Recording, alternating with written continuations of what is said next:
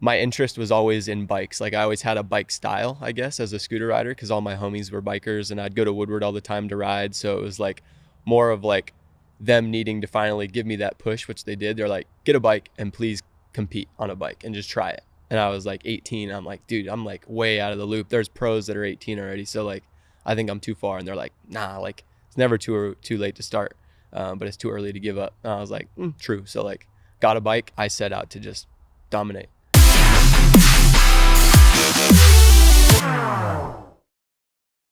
Unleashed with the Dingo and Danny, fueled by Monster Energy. What's our swearing policy? Well, we don't have one. We got super sweary with Elliot. It was like, what is it? Contagious when someone starts swearing and then all of a sudden you rubs off swear. on you. All Dude, and you're you're like, words you've never said in your life. You're like, he's like, can we say fuck? And I'm like, I think so, fuck. And then I'm just like, fuck, shit, what? it just happens. I ripped that at the sales meeting. Yeah. Once I go, it's just, it starts going. It's hard to stop. Yeah, like, because you know who swears a lot is The Rock. And I kind of look up to The Rock. Does he? Yeah, The Rock swears like I've never heard him crazy. swear. If you go on his social media or you look, like he has an emphasis and uses it as like, he uses swear words in a way of like power. He doesn't overdo it, but he like, it's in there. So it's like, if the king of Disney can swear on his social media, yeah, then everyone should be able to. Fuck it, right? Yeah, exactly. I heard this piece of information that said if high sign of intelligence is properly swearing the right way. I think I learned that from one of our producers. Yeah, because when I'm saying it, I say them all backwards together. I mix them together. See, that's a sign of higher intelligence. Yeah, okay, then yeah. Yeah, if you can properly drop an F-bomb, you're like, Oh yeah. you're on like that level. Elon Musk, Oh yeah. he uses it for sure. Yeah. You think? Yeah, and he's probably an alien at this point. Yeah. Like, he's higher than higher intelligence. I heard that he's just like a lost alien trying to get back to Mars. He's right. I think he's definitely looking for his home, and it's not on this planet. Nah. Might be in Malibu or something though. Jeremy Malott is our guest today. BMX. He was originally Monster Army, Danny, and we were going to give you a little schooling on Monster Army. We used to have a company called Grenade Gloves, and we had the Grenade Army. Oh really? Yeah, and I think we had around 14,000 people enlisted in the Grenade Army. Holy shit. And what we would do is they would get like sticker packs, and we would put out missions for them. So like kids would spray paint their school lockers. Okay. And then they would move up in ranks. That's cool. That's cool. And Monster kind of they liked it so much that they created the Monster Army. Yeah, they retooled it in a better and stronger way, apparently. We're out of business. We're out of business. But you guys, I mean, and how long have you been with Monster? Started on the Monster Army? That I got into like 2016.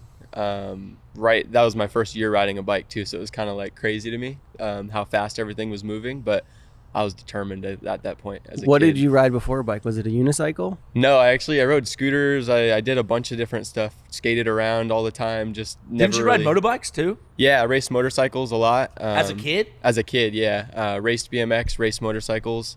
Had a pretty crazy motorcycle crash when I was like 14. That kind of like opened my eyes of like, I kind of want to steer a different way. I was like flatlined for 3 minutes and they thought I was it. So to get a second chance, I was like, I'm going to stick to something a little easier, you know.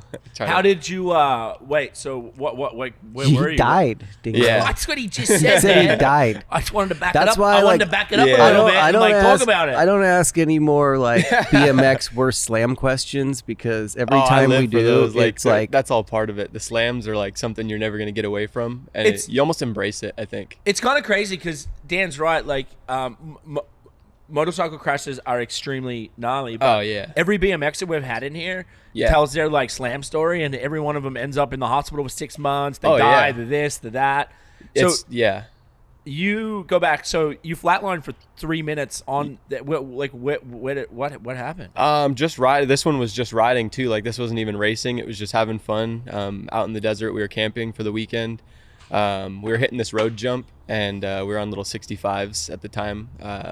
And got cross-roaded, the most weird thing. But last thing I remember is I knew I was sideways and it wasn't gonna go good, so I just shut my eyes midair. And that was the last thing I remember, was just putting myself to sleep, I guess. And once I woke up, I had no pulse and everything. My dad gave me CPR. It's like a big part of my tattoos and stuff, as I have it all over me. But yeah, when I came to it, it was just like a the doctors were almost kind of like amazed that I didn't even have like a broken finger, like not one crash, and it was a pretty big jump and hard slam, so it was a good way to walk away from it. Just like hibernated yourself. Yeah, literally like was reborn, I guess. Yeah. Yeah, I put myself they into say that. like that's like not being tense is a way to and prevent injury, right? Exactly, in a yeah. sense, So like, they said I did almost put myself to sleep to like save my body from, because then that's when you break bones and stuff when you try to fight it. So yeah, I was stoked. I just So wish you I could actually do that. like, maybe he could be one of the people that could like jump off a building and survive. Hey, maybe, I don't know. I mean, sounds like he spent one of his cat lives for sure. Yeah. That's one cat. But he's definitely probably They have 9, right? Sure, So yeah, they have I got 8 9 more. So we're probably halfway there. Cat by lives now. have 9. I don't know. Yeah, I Is heard that cats just have black 9 cats, or does all lives. cats have 9 lives? All cats, but black cats are dangerous. Yeah, that's the bad Yeah, energy you don't want to cats, like yeah. hit a jump and then a cat like run in front of you. You're like, oh, I'm gonna wait. I'll hit it next time. I would not have been able to put myself to sleep for that one. Mm-mm. I've been like, I got cursed.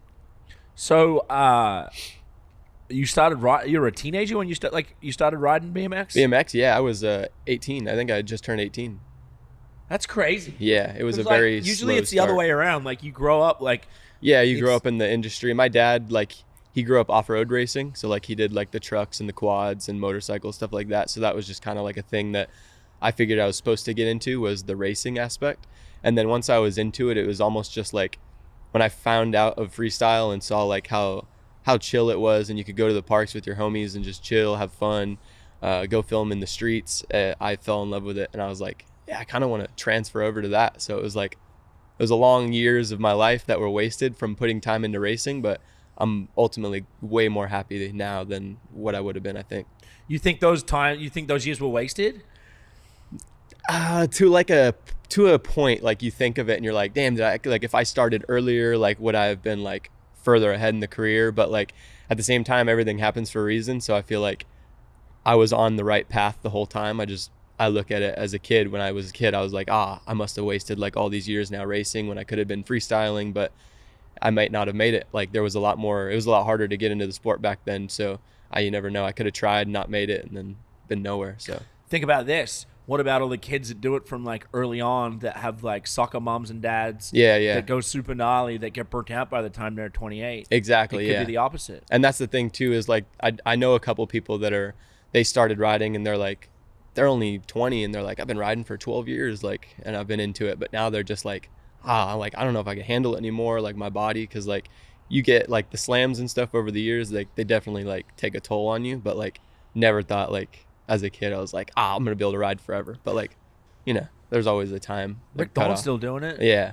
How many concussions you had? I'm close to like 12, 13 by now. Yeah. Maybe you shouldn't do this much longer. Yeah. Let's go back to racing. It's all part of like, I love the slams. Like it's almost like makes you know that you're still working, because like there's never a point when you can't keep progressing. So slamming to me is like showing me like, oh damn, there's still room for error and there's still room for learning, you know? It's not like you just got it all. Yeah, I think there's a lot of truth to that, especially like when you hit that higher level of your sport where it almost like you feel like you're doing your job good when you're out there taking a few slams. You're because you know you're like, yeah, I hey, broke I'm my still pushing, I leg guess. doing my job. Yeah, exactly. Yeah. It feels good. Yeah, I mean it's a bummer when you break your leg not doing your job, right? No, yeah. See, and that's the crazy thing is for some reason my injuries have all happened from like not even pushing myself, and that's more frustrating to me. Like I went on a contest run. There was like 3 contests back to back in Europe. Did really well, was stoked, got home. First night at my local, dropped in and slipped on some wax on the top of the 8-foot quarter that someone left up there. Slipped on it, went straight to the bottom, snapped my collarbone in half. And I was just like, how did I just go do best trick contests, put my life on the line, and was fine, and then I go to drop in and I break my bone. So yeah, but that's it, right? It's like your mind's not in it. Yeah, you're just caught so when off your guard. mind's in it, you're good. Did you see Lizzie Almonto's crash? No, the skater. Yes, where she I do. snapped Yeah, her femur. Yeah. She was like, I was just tired. I didn't want to do it. Yeah. And I dropped in, and she goes, I knew I didn't feel it. And that's right when it'll get you, is when you least expect it, and you're like, focus is not there. My dad always says that. He's like, hey, focus. No matter what you're doing, if you're riding on the street, riding in the park, dropping in, focus, because like it'll always get you when you least expect it. So how good were you on a scooter? I did almost every contest you could do. I got 4th at the World Championships. I was 2nd. I was the 2-time USA World Champion. It was a big thing, but it was just like my interest was always in bikes. Like I always had a bike style, I guess, as a scooter rider, because all my homies were bikers and I'd go to Woodward all the time to ride. So it was like more of like them needing to finally give me that push, which they did. They're like, get a bike and please compete on a bike and just try it. And I was like 18. I'm like, dude, I'm like way out of the loop. There's pros that are 18 already. So like, I think I'm too far. And they're like, nah, like it's never too late to start. But it's too early to give up. And I was like, true. So like got a bike, ended up doing the AM contest at the Recon Tour. And it was the last year they did it. So thankfully it was still a thing, because that ultimately jump-started my whole career. I went to Colorado and I won that contest. And I was just like, holy crap. And then that's when Monster Army approached me of like, hey, we have the finals. And if you could do well there, like, let's talk. And I was like, oh yeah. So I set out to just dominate.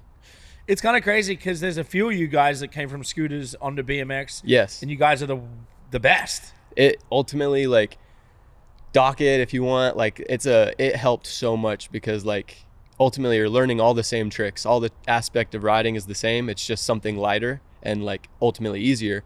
So now when I was learning a 540 flare on a bike, I got it second try. Like, it wasn't like I had to spend, like, hours and hours of time, like, trying to learn this rotation. It was just like, all right, I know how to ride a bike now. I'm going to land it. And second try, I landed it. And then all my tricks were just like happening so fast. And everyone's like, how? Like, how's it happening? Is it easier or harder on a BMX? Is it harder to do the tricks on a scooter that makes it easier for you to learn them on BMX? Or do you think it's vice versa? Or it's easier to do on a scooter. So like, but it just gets that fear out of the way. Cause like spinning like a 540 flare or a 1080 or something, it's scary on a bike. Cause like if you're ditching the bike, it's coming back to get you because that thing's heavy. It's got a lot of rotation weight to where a scooter's so light, you can almost like get out of everything super easy. You could throw the scooter off to the side, kind of just roll out of it. So it was ultimately like a training mechanism, I guess, to learn these tricks on something very small and easy. And then going into the biking, I was like, holy shit, it's like the same thing. And I'm like, it doesn't even feel different. It's just I had to learn how to ride the bike, learn how to have your feet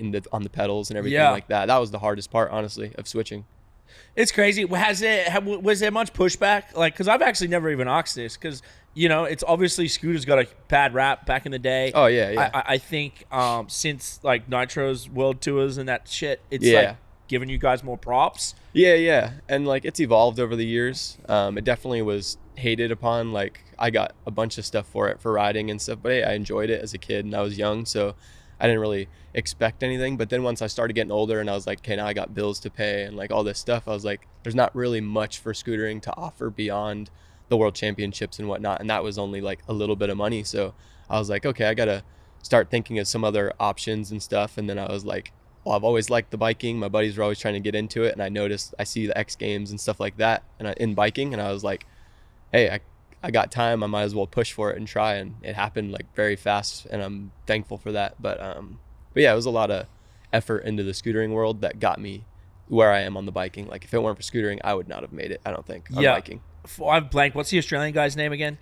Ryan Williams. Is it Ryan Williams? Who's the scooter guy that's BMX too? Oh, now he's the bigger, mega ramp guy. Yeah. It's kind of the same. I think kind of the same with him. I think people wanted to hate, but then you put him on a BMX and he smokes everybody. And he does, and it's just pure talent. Like that kid is just like we actually competed together. We were teammates when I scootered, and he was starting to bike and stuff like that. And that kid was just something else. Like he was just a new level of tricks. He was inventing a trick on the scooter, and then the next week would ride a bike and invent a trick on the bike. And it was just like, damn, like you can't dock that. So everyone started realizing, okay, the kid's talented, like let's support it. And that was what was so cool about it, was being accepted finally of like, yeah, the kid's real, like he's the real deal. Yeah, I remember being at Deegan's house and we did a thing there, and then he's got mega mansion with playgrounds for everywhere, and he's like, we get down, and then his kid rips on the scooter, and I look at him and he's like, what are you gonna do? And his kid just jumps on the scooter, backflips, and it's almost like a gateway. It's like kids would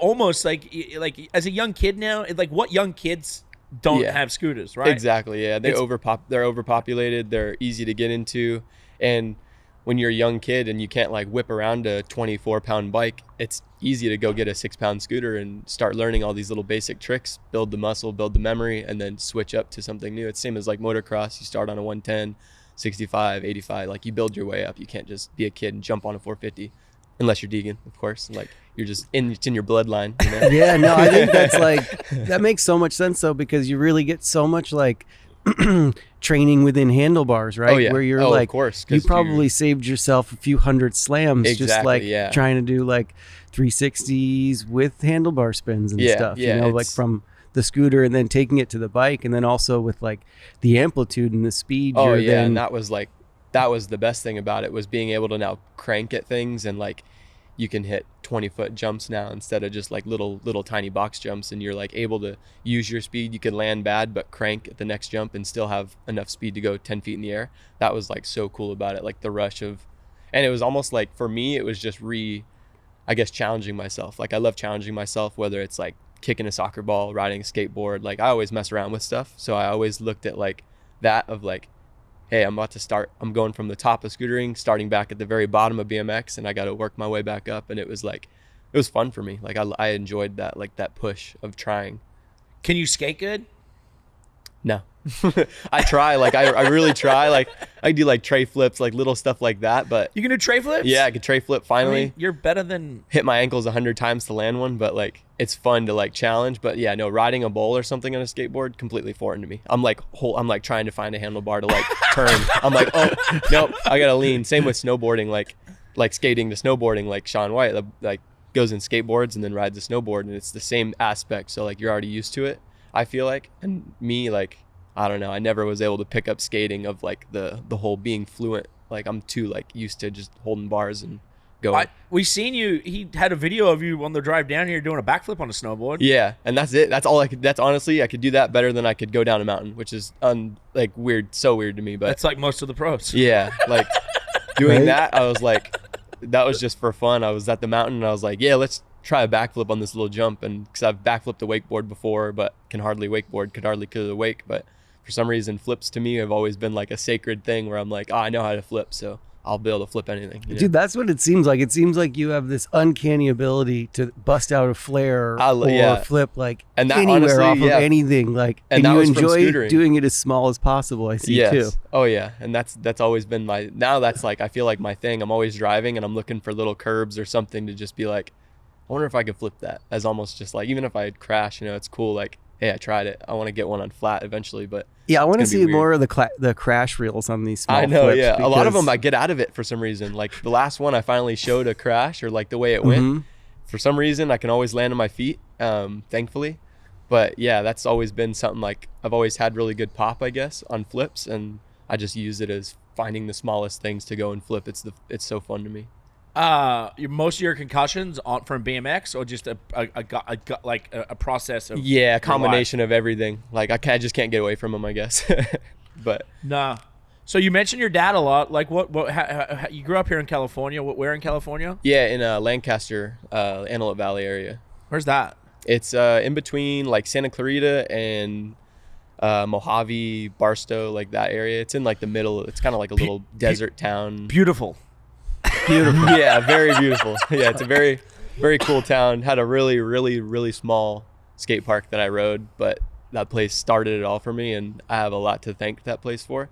I just went back there and realized, like, holy shit, like this is where I used to ride, and it was completely blew my mind. Like, isn't that crazy? We grew up. We spent a lot of time in Mammoth in our time, so we've driven through that area quite a lot. Yeah. And there's not much going on there. No, there's not. It's crazy. We drove to Mammoth the other day, and the McDonald's was closed on the 395 at 9 p.m. Wow. That's incredible. Yeah, it's old school up there. That's bad when McDonald's is closed. It's bad when you can't get a Big Mac at 9 p.m. Ugh. Yeah. Oh, man.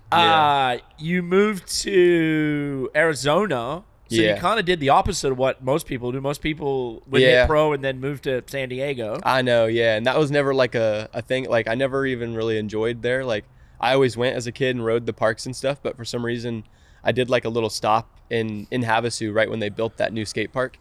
And it was unreal. Like that place had everything that you could dream of riding. And it was right on the water. And the town is only like a 20-minute span, like to get from one side to the other. So I was just like, in love with it, of like being a kid, of just like, damn. And it was super cheap there at the time too, so it ultimately helped me like get started. I was like, hey, I could save some money, do this, live with some friends, hang out, and it just evolved, I guess. Like the town kept getting like growing and things started happening, and then they started doing little events at the park, and now the park has just like been a thing where I was like every day down there trying to train and get better. Is Lake Powell the one that has the London Bridge there? No, that's that's Havasu. That's Havasu. Yeah. That's what I meant. That's Havasu, not Powell. That's. Oh yeah. Is that where you live? Yeah, that's where I live. So that's like my new helmet has the bridge painted on the back of it, and that's been like a thing that everyone's been like, oh, you're the kid that has the bridge on his helmet. And so Danny, do you know this? The bridge or the lake? The original London Bridge. Yeah. Was shipped to Lake Havasu. Yeah. And the original London Bridge is in Lake Havasu. And it bridges the lake? Or yeah, just like so like there's the main part of town, which is like the Arizona side, and then they built the bridge over the channel, which is like the little body of water where everyone parties on spring break. It goes over that to connect to the island. There's an island where there's like $1 million homes and all the big guys live out there. When with did big they boats. ship that bridge there? I don't even know. I should know by living there. And but when is that week with all the topless chicks? That's spring. That's actually like months and months of it. That's like months starting in March, and it goes until like. Dude, you're the smartest person we've ever had on this show. Everyone else, like Dingo said, like, oh, I'm going to get famous and move to California. You're like, good. I'm going to get famous, ride BMX, and move to Lake Havasu. Yeah, and it was just like a cool place because now if I want to go to California, it's 4 hours. If I want to go to Vegas, it's 2. Phoenix is 3. Like, I'm in the middle of everything. So, like, and it's when you're home, you don't deal with traffic. You don't deal with all these crazy things going on. Now in California, it's just like, very, very chill to live there and sit back when I'm not traveling. How was it to have a street league there? Oh, it was sick. See, and I love watching like other action sports because you know the difficulty that it takes. And when they released that, I was like, I will be there. Like no riding that whole week. I just went to the park every day and just sat there and just watched and just loved every bit of it. Like having that there was huge for the town, good for the park. Now more pros are coming to the park, just realizing like, damn, we had no idea this little place had this park here. Yep. So it was cool to have something finally happen there. So hopefully now it opens up more doors for BMX and other sports like that. So yeah, we'll see. Do they do many other events there? No, that's the first one, honestly, and forever since it was built. When it was getting built, they had these ideas of like, oh, it's going to be a Do Tour thing, an X Games thing, like all this stuff, but like it never ended up happening. And then just randomly, all of a sudden, they were like, hey, we're gonna have SLS here, and it was just because something happened with their other stop, but it ended up being amazing, and all the people there were like, wow, like for the TV wise and stuff, the view, it was just like you cannot beat that with the palm trees and the lake right behind it, the sunsets, like all the guys were stoked on the park and everything, so it was cool. I think that's really cool. I think more of like the street leagues and those events should really travel to these parks because especially parks that are local, like. I know, there's like so that's many like good us, like, concrete parks there is. that have been built in the last 10 years. Yeah, and people don't even know about them. It's crazy. Like there's 10 parks in Vegas that I go ride, and it's almost like people are like, there's skate parks in Vegas. But yeah, a lot of them. Yeah, a ton of skate parks in Vegas, and it's crazy. But like, yeah, people just don't see the publicity from it until a big event like that happens, and then they're like, oh damn, like that one you can actually go and ride right now. Because usually they build their courses. Same with BMX, they'll build a course for us, we ride it, and then they tear it down. So kids can't be like, oh, like I'd love to ride that, but it's not there anymore. So it's crazy that they do that, right? Like they spend all that money, all that concrete, and then just tear it up. Yeah. They did the NASCAR at the Coliseum just recently. Yeah, I saw that. And it was like $1.2 million to like pull the concrete, and they ripped it up a day late, like two. Yeah, they had it for like a week, but literally like one day of on television, and then they pulled that. I know, crazy. It's crazy. You're almost like someone should be able to enjoy that, like at least give it like a couple weeks of like locals being able to come. Yeah, have or some just fun like on that someone donates the land to the town or whatever, and leave the park. Yeah, that would be cool. Like. But right? I could see. Yeah, we should do a Salt Lake or SLC up in Mono. SLS. What's SLC? Salt Lake City. Salt Lake City. We should do a Salt Lake City in SLC in Mono Lake. Oh yeah. Oh, we could leave it. We could leave it there. Yeah.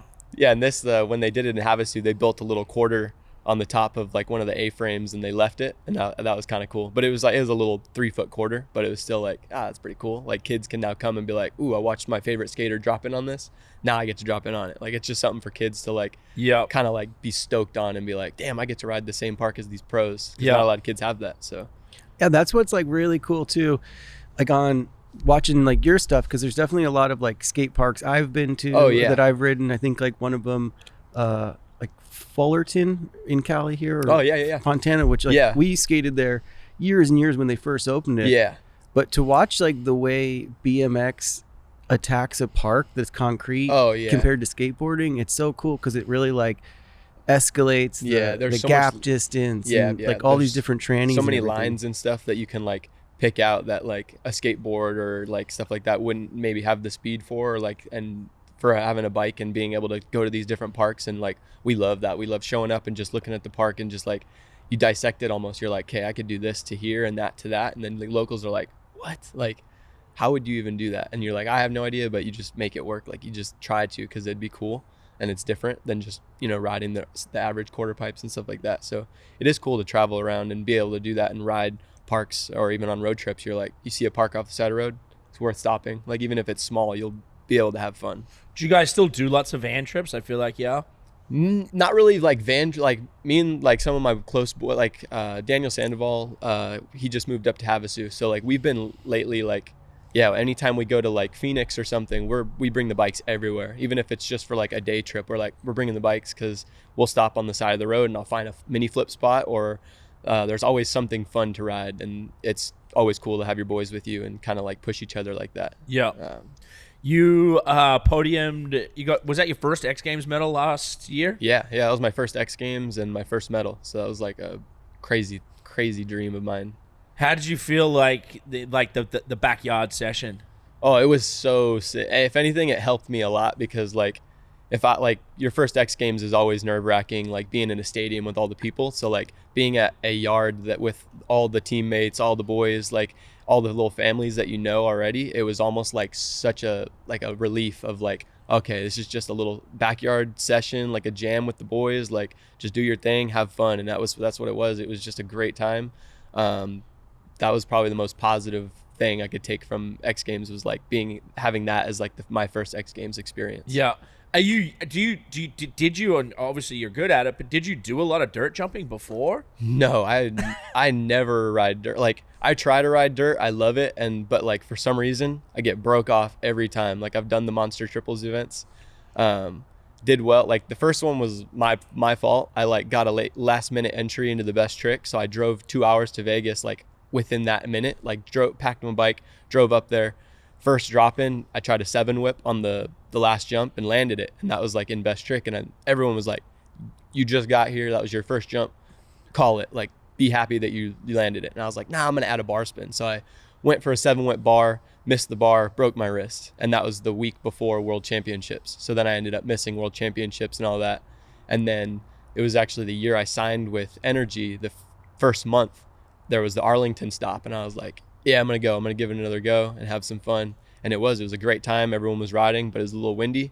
And then probably 5 minutes left in practice, got a little blown off on the wind, on the lip, cased the jump, went straight to the bottom, snapped my collarbone in half again. Ended up having to get surgery on that one. So it was like, to me, I was like, damn, like I could go back. And this year I was like, I'm going to go again, give it another go. But then now there's like so much that's going to start this year. Like it's supposed to be a big year if everything happens. So I was like, I'm going to play it safe, stick to what I know right now, which is park, and like really try to give a great year. And then I'll slowly start. I'd love to get into the dirt eventually. So pretty soon I'll start getting Well, sounds like you got to spend a lot of your early career racing on dirt. Yeah. Now maybe you're more comfortable just on concrete. I don't know. Yeah, I think I've just been so big, scary ramps. So set on the ramps lately, I guess, like since I got into it 5-6 years ago, that I just kind of lost all like control on the dirt. Like now, like I'm used to now on the 10-foot box jumps instead of the 25-foot dirt jump. Yep. So I'm like, you got to relearn all your spins and stuff to slow it down. And it's almost like, it's crazy, but like I'd love to do it. And like it's so cool to watch those guys just absolutely fly off those jumps. Is there something that you'd like a trick that hasn't been done that you'd want to do? Yeah, I would love to do like a trick that's on my mind right now. I'm trying to learn it for the end of my edit. It's just something cool. It's a 3 flip to fakie, but I want it to be like proper, like land up high and tranny and stuff like that. But as far as like big tricks go, I'd love to do, there's so many that I have in my mind that I'd love, like the 360 triple up to bar. I'd love to add another whip and add a bar as well. So like it'd just be like a 6-trick combo, and I don't know if that's ever been done in BMX, so it'd be crazy to like step it that way. But yeah, there's infinite tricks that you can. There's so much possibility. There's never a stopping point in progression. Have you been watching any of the Olympics? Oh yeah, all the time. So it's like, have you like it's crazy because every 4 years the Olympics comes around. Yeah, but yeah. It's the difference. I remember last Olympics for big air was, for snowboarding I'm talking about, was it was doubles were like as far as they were going, right? And maybe there was a triple. Yeah, maybe Did like some Sebastian 14s and this and that, but it definitely took a major progression step, because it kind of like gets that period where after the Olympics everything kind of quiets down for 2 years, and then 2 years going like into it, into like a training mode for 4 years. You hardly hear anything from them, right? And then 4 years later, this year triples are a standard. Like you like need if a you triple. don't triple, then you're like fives going. Yeah, it's right, and then it went to quad, and then there was a 5 flips, like. And it's like the fact of like I can't even imagine that, like the training for that, like, all right, you will do 5. Like it's like, what? Like when BMX is like at 3 flips now, and it's like going for 4, and it's just like, what? Like back then it was like a flip was cool. Everyone wanted to see a backflip. Now double backflips are like, hey, like you got to double, like you can't straight flip in your run. Like everyone knows that, like you got to double flip or like add something to it. And that's crazy to think, like each year something keeps popping up. So where does it stop? It doesn't. That's the thing, is like, that's how cool it is like you almost can't, it's almost like you don't want to stop. Cause like is it cool? Like, it's awesome. Like it's literally, it's sick. Yeah, I think it's sick. It's and sick I think these guys, like, especially with like a lot of training from, some of the scootering stuff, like so like tricks and techs, just get. Oh yeah, like there's never ending list. Like when I learned the 3 triple whip to bar, it was like crazy. It was like such a great moment of like, damn, like it just stepped up the game. But immediately that night, I already was thinking like I could add another whip. I feel like watching it in slow mo, you're like, I could either add another bar or another whip. So it's like, that's how fast things happen as you do it. Same with like filming this last edit I'm doing. Halfway through the edit, I was already like thinking about the tricks I did. And I was like, damn, well now I kind of want to do that trick, but add this to it. And then it's just like, that's progression. So now you finish this edit, start a new one. And then it shows like the evolution of like you as a rider. They're like, oh shit, his last edit, he did this. Now this edit, he did that plus this and this. Like, it's just cool, like to be able to do that and like know that you can add anything, a bar, a tuck, turn down. Like there's so much stuff you can add into a trick. Like Andy Buckworth does double flips for breakfast, lunch, and dinner.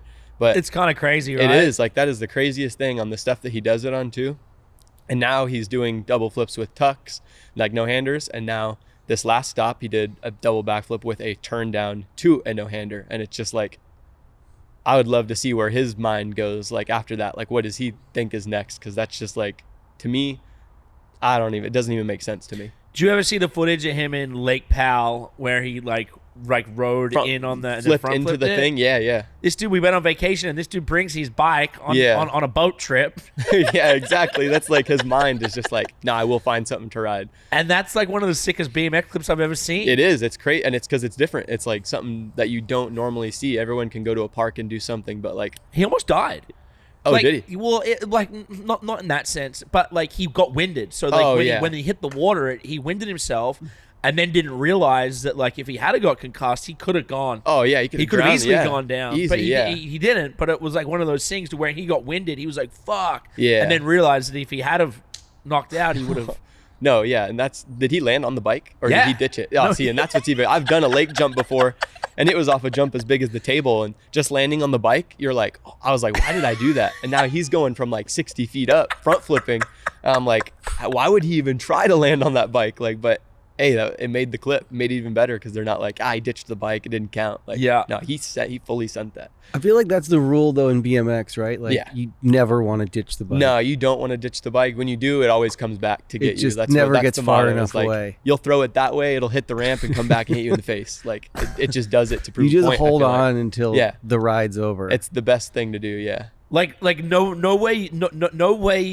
There's no way out of it, right? No, with the BMX bike, like no matter what way, you're fucked. Yeah, either way, you're gonna land in between your crank, or your foot's gonna get stuck in something. Like it's gonna happen. It's gonna come back to get you. So you might as well hold on and just enjoy the ride and know that you messed up and learn from it. How's your body on like scars and like just how's your body holding up in general? Oh, good. I mean, for a while it was like getting rough. Like I was like getting out of bed and just like, oh my gosh. But like I've been changing my program now, like going to the gym more, stretching more, like, and that stuff helps so much. So like now lately I've been feeling great, riding every day and riding even harder. So like the only scar I really have is the collarbone one from the surgery. But that was ultimately best case scenario to get that taken care of so it stops breaking. You think like it's an age thing too as you get older, like you realize how important stretching and health and your body and everything is? Yeah. Oh yeah. Because as a kid, man, I'd go eat chili cheese fries for dinner at 11 o'clock at night, wake up in the morning and go ride. Felt like amazing and didn't stretch once, didn't ever do anything. But now when you started getting older, I was like, damn, like my arms are starting to get sore, my legs, my back, like all this stuff was hurting. So I was like, okay, I gotta. And then that's when luckily all the guys that are older in the sport give you that like knowledge of like, hey, this helps, do this. And it's like, cool. Like, it's nice to like be young and be able to get some information like that from the top guys that are older and have been through it. So thankful for them. I think that's a really important fact to like let the kids know too. Like, oh yeah. Yo, like if you're under 20, 25, yo, eat chili cheese fries now. Yeah, do it now and enjoy like, your if time. I did that now, I have a heartburn all night long. We had Taco Bell at 2 a.m. last night. I had heartburn at 2 a.m. There's Tums in your room, dude. All right, well. Yeah, get it out while you're young and you can because. And then you get back to it when you're washed up. Like, once you're done, you go back to it. So you've been tapped for the dirt, right? You've taken that opportunity. What about when X Games calls you up next year and they're like, hey, we have that slot in. For dirt? For Mega. Oh, for Mega, I'd give it a go for sure. Sick. I'd never done Would it. you? So I'd give it a go. Like, I can't really, like, my way of, like, my, I guess, progression has been, like, unless I've tried it, I can't really say, like, I'm scared. Like, so, like, trying a new trick or something, like, until I actually fully commit to that trick and either get bodied or land it, like, once I get bodied, yeah, okay, I'm scared to try that trick because it just didn't work. Yeah. But, like, until you give it a go, you can't really, like, dock it of trying it, you know? So. Because I feel like BMX... Do you use brakes?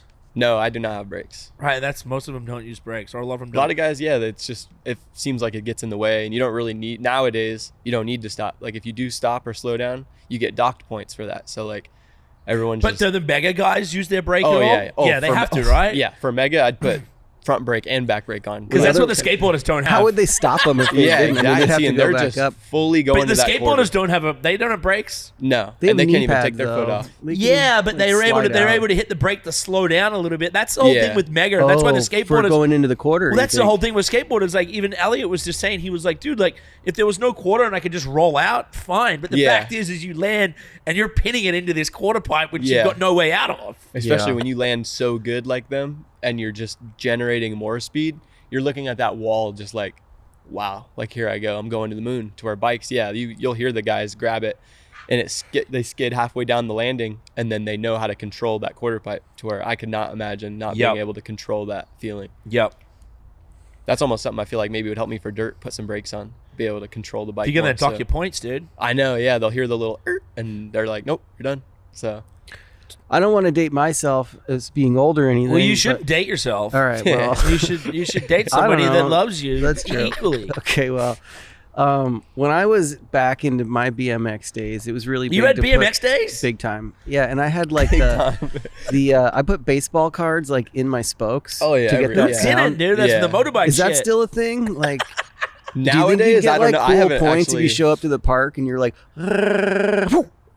Nowadays, our hubs are so loud already. Like it almost maybe that's why they generate or like made those hubs is to give that sound. Dude, I think that would be pretty cool. What's a hub? Think you should do like a full, the hub a is full the back. monster deck of playing cards. That you ride around with, the whole. and then it's just like a business card / like I just you slaughtered get your signature park. one that goes in. Yeah, like your park was just destroyed.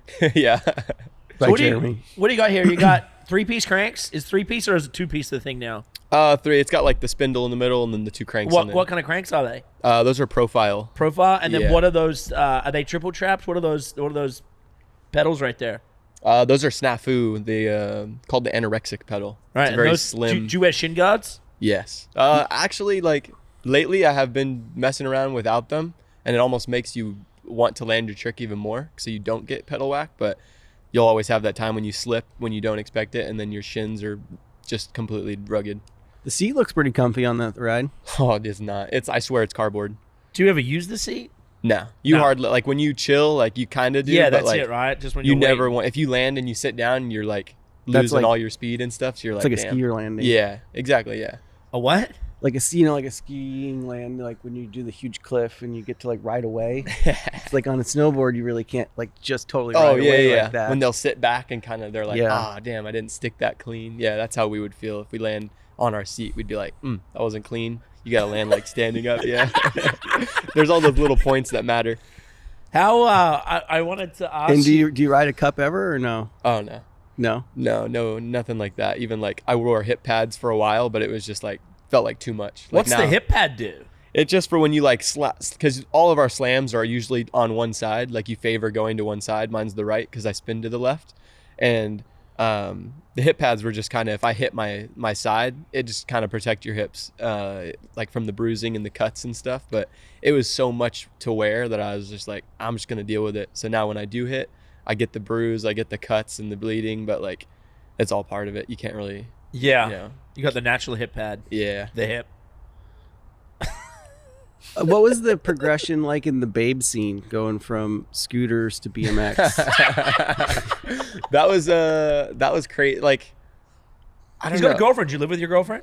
Oh, just got married actually. Oh, yeah. Hopefully he lives with her. Congratulations. Yeah, we just Danny, got actually, can you give Danny some advice? He's kind of he's in a point right now where he's trying to like get on, marry. I don't know. Like, ask questions, Danny. Just got married. How do you know that this is the one forever? Because I always like get to this point where I'm like, is this the one? Yeah. You'll I don't know. You'll know when they're like you'll notice when you're traveling, doing your thing, and when you're with your boys and stuff. Like if they click and vibe with you guys and like they're down for you, you'll know when they're down for you. And that's like the coolest thing was like when you travel and they're just like, hey, you got this, and like go do your thing. It's not like don't have too much fun. Like they put stuff in your head, you know, like they're always going to be super there for you. So like when I saw that and like realized it over the years, I was like, yeah, it's the time like to just do it. And where's your wife from? Where'd you meet her? In Lake, she lived in Lake Havasu always. Oh, yeah. Nice. Was she one of the topless babes?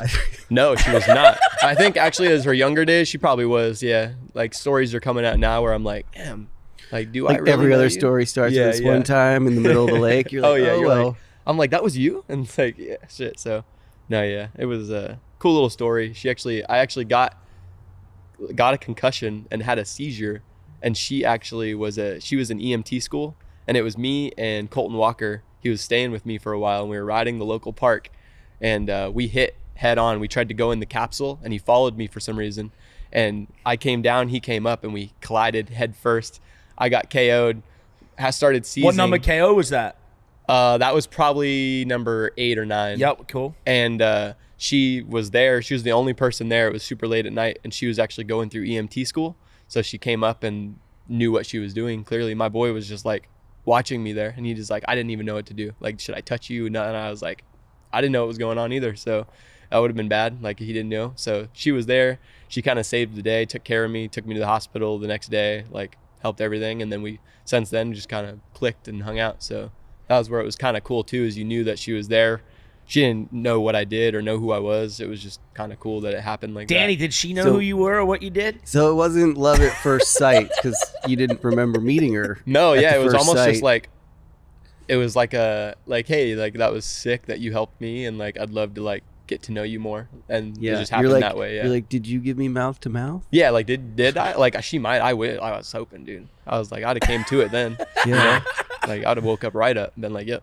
The other day I was like, I don't know what happened, but I typed something in, and then the first thing that popped up is, why did I get married? I think that's a lot of yeah, that's a lot of people search that. A lot of people are thinking that, you know. So Danny, did you find your answers? I found some answers. Yeah, did you I didn't Google. Did we note? Did we jot them down? Oh yeah, I have the questions. Did you jot down in the? Yeah, well, what I took from it was. What did you take from it? That you Jeremy's marriage advice. Jeremy's marriage advice. Find a chick who's down for you, and backs you to do what you do. Yeah, and if not you just are a because... badass extreme athlete, look for someone who does have like CPR knowledge. yeah. Like Look, maybe an take care of you in the EMT, end. Yeah, some sort of CPR stuff. yeah.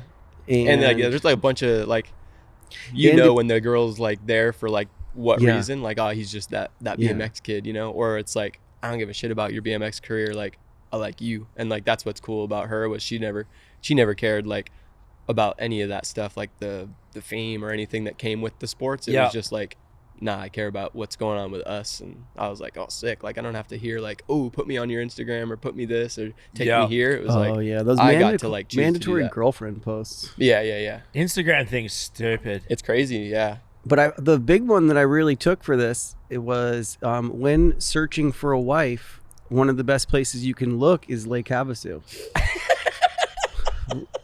Rule 3. Especially during spring break. Yes. Which we're rolling into. Yeah, we apparently spring break goes for months. Yeah. It's coming up next month, a couple weeks from now. It'll be filled. You got to see some sick boats out there, eh? Oh my god! Like that's where they have the big speed boats, right? Yeah, and they put them sideways on the trailers, and it's just like, wow, like it's a couple $1 million setup, and you're just like, damn, it's crazy. I feel like that's living. It is. Like, do you have a boat?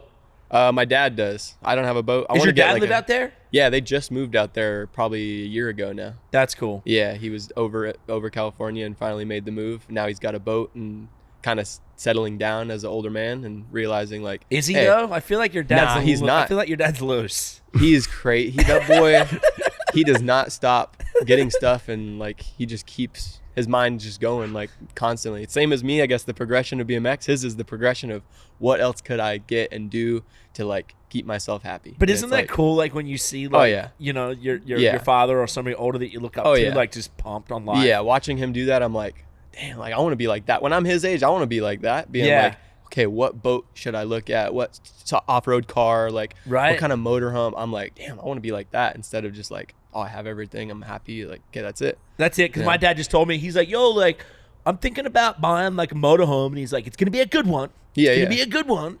And I think I'm gonna go on the road for 2 years. And I was like, that's fucking awesome. That is around Australia. Yeah, can you do that? I mean, but there's places where you literally need a motorhome. Isn't there like 3 cities in Australia? Four. And then 2 of them you can't get into. It's like one of them you gotta go to Ayers Rock. One of them between each one city. of them you gotta be triple vaxxed. One of them you gotta be quadruple vaxxed. One of them you're not allowed to be vaxxed. That's crazy. Yeah, no, there's just a rock in the middle and desert, and then I don't know if you ever seen. Have you seen Mad Max the movie? Somewhat bits of it. Yeah, yeah. I think I've seen. You bits both of it. have. There's 2 of them. There's the original one. Probably haven't seen it. Yeah. No. Have you not seen the original? I've seen the original one where he's like just the cop and he's like in a car. But I don't know if you've ever seen. And then there's like Mad Max this one, and then like Mad Max Beyond Thunderdome, and then I've obviously the one with like who's the singer? Tina something? Tina Turner? Tina Turner. That was the sick one. All right, so awkward. I just don't know where that came from. What? Is Tina Turner Australian? No, but she's in Mad Max Beyond Thunderdome. Oh, okay, cool. So Australia, we invented the road train. So the road train's like a semi, but instead of having 1 or 2 trailers, it's got like 18. And they would bomb them through the middle. Like it's on a dirt road, but they would drive through the middle of Australia, and that was the road train. We invented the road train in Mad Max. They showcased the road train. Okay. And then at the beginning of like one of the can you park on the road train and like? I don't think you can park an 18 like it's got 18. It's a semi with 18 trailers. Oh, okay. I didn't know if it was like a car carrier. Like you could just pull up to it, and like it would pull you through the desert. There was also a reference in Crocodile Dundee when they first go there. Maybe it's the second one when they fly there from New York, actually, and then they reference the road train because this. Why didn't they just build a regular train? Because they can put like way more than 18 things on them. I see nowadays them I sit like at a train track hundreds. for 2 hours waiting for that thing. But yeah, Australia. Because the thing about Australia is almost if you were to place Australia over the US, are almost the same size. Oh, okay. But we have 4 cities. Yeah, 5, yeah. technically. So there's nothing in the middle. Nothing at all. It would be like driving across America and basically getting from California, getting to like Vegas, and then not seeing anything until you get to like Connecticut. Oh, okay, yeah. And we have like, there's certain parts like that, like through like Utah and stuff where it's just dirt, but it's only like an hour. It's like 1 hour and you're already into another city, another town. Yeah. Yeah. So there you go, guys. There's your history on road. I've learned so much about Australia. There's your history on road trains. Have you BMX'd in Australia? No, never. It's kind of crazy because there's a lot of good Australian BMXs. I know, and there's a lot of parks there, like stuff that I've always watched before I was in the sport of like the progression of it. I was like, damn, like that park looks cool, that park looks cool. But no, never got out there for some reason. But now like Nitro Games is there, so maybe we'll go out there at the end of the year. Were you supposed to go to the one that got postponed? No, I was not. But why not invited? I don't know. Like, who we got to call? I don't know. That's the thing. Whoever's watching, if I can get that call, I'd love to be there. So yeah, we'll see. But that'd be a cool one. Well, we're stoked on you here at Monster Energy, Jeremy. We appreciate you. What we do is Danny works very hard. And he does this like lightning round before we finish the podcast. Heck yeah. And you just got to answer pretty like honest. Yeah. And quick. All right. Okay. First question. What is the most yelled swear word you do in the air? Definitely fuck. That's like just a... Is it like a fuck, or is it like fuck? Yeah, like that. It's just like, it's all going bad and you're just like... This is Jeremy. Yeah. Fuck! Until you hit the ground, it's like, fuck. You never finish it. So they're like, what were you about to say? Was that he's already... You're in midair, you're like, is he snoring already? They're like, yeah, it's not going to be good. Yeah, as soon as that fuck, I'm out. I'm just like, okay, cool. Shuts me off. Most inspiring BMXer of all time? Ooh, that's tough. For me, I gotta say that it was Baldock. Like, for some reason. Yeah, he's cool, dude. He's like Australian hood. Yeah, when I was coming in, like, he was the guy I watched before I was getting into it, and it was like his vibe, his lifestyle, everything about it. I was like, damn, like, he's sick. Like, he's a cool guy. And then meeting him, I was like, just as cool. Like, and he's just nonstop progressing, going through it. So like watching him, probably, yeah, definitely Baldock. What would be your dream city to go travel to in BMX? In the world? That'd probably be Australia. Probably, I don't know, what's the best part in Australia to go to? Where's everyone Bondi, living? no? Fuck Sydney. You go to Melbourne. Melbourne? Okay, yeah. Melbourne or the Gold Coast? It's like Queensland, yeah. Sunshine Coast, Gold Coast, yeah, or Melbourne. Yeah. I'm just like a Sydney hater, but Sydney's cool. Okay, yeah. No, it'd be for sure Australia. What's your holy grail trick for this season? For this season, I'd love to get a 720 double tail whip 2-bar spin. Like, that's been one that's on my mind for a while now. And I got the 7 double whips pretty dialed on a regular box, so I figure a little bit bigger of a jump, I can easily just let go, and it'll work. Whose phone's ringing?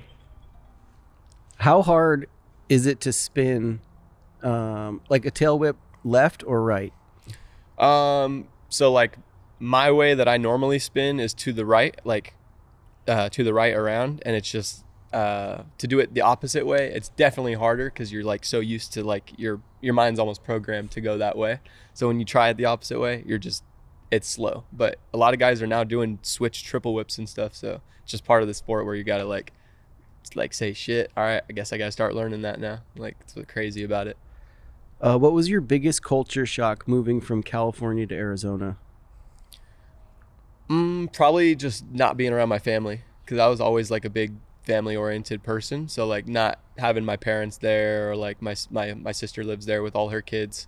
I was kind of just alone, but I had like some buddies that lived there, so it was like it made up for it. But it was definitely weird, like having to now survive on my own and realize how much I needed my parents, of like, oh man, I don't get to go home and dinner's ready, stuff like that. Like, I have to go and do it. So that's when I'd get the chili cheese fries, that's where that came into town. Sick. Yeah. What's the best part about living in Arizona? Probably just how small and relaxed it is. Like, that town is so laid back and cool, and everyone kind of knows each other. Like, you go to a store and you see the same people, same crowds everywhere. So it's pretty cool to almost have that little like friendship of a town to live in. That does sound pretty homely. Yeah, it does. What's your perfect day in the life? Definitely eating. Breakfast. I got a ride. Oh yeah, like start out with breakfast, of course. Got to get a drink, like some coffee. Definitely got a ride. Now with the boys living there, we built that park in their backyard, so we get to ride every day whenever we want. We don't really have to say like, oh, the park's too crowded. So we ride for 3-4 hours and then go to the gym and then basically just relax the rest of the day, go to the hot tub. Definitely gonna hit the hot tub at the end of the day. Natural hot tubs or? No, it's hotel. Just hotel. Yeah, right down the street from my house is a hotel right on the water. Hopefully they don't see this, but I hop the gate all the time when I go in there. Hell yeah. Well, cool. Thanks. That's all the questions I have for you. Heck yeah. This was sick. Jeremy. And it's awesome to get to meet you and know you. I appreciate you guys. That's a wrap. We appreciate you, dude. Yeah. Keep rocking. Definitely. Thank you guys very much.